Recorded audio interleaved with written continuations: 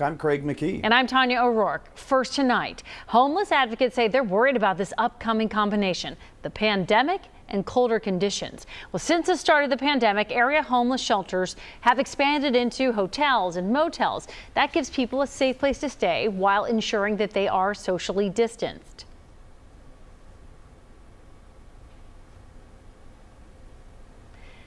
But that's expected to be more difficult, of course, during the winter months. And as reporter Marielle Carbone explains tonight, they want a plan put in place now.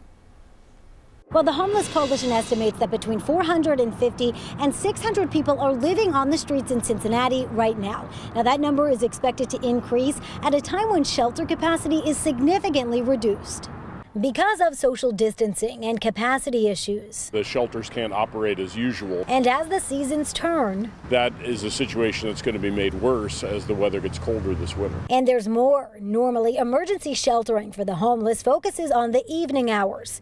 This year, soup kitchens and libraries, where the homeless often congregate during the day to stay warm, are also limiting people inside. So we may literally have a situation where people could be freezing to death during the day. It's why Kevin Finn, president of Strategies to End Homelessness, says winter plans need to be made now. We've been trying to get some of these decisions made about how dollars would be used since April. The city was awarded about $7.5 million in CARES Act money to address homelessness back in April. $4 million of that hasn't been allocated yet. Under Councilman David Mann's direction, city administration is developing recommendations right now.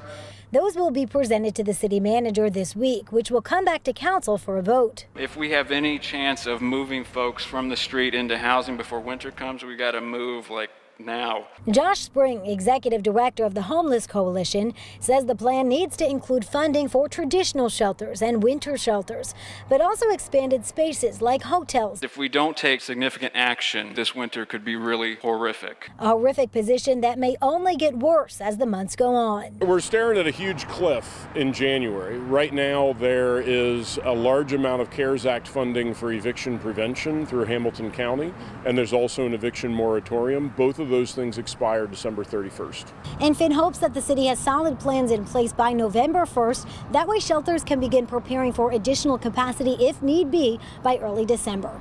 Marielle Carbone, WCPO 9 News.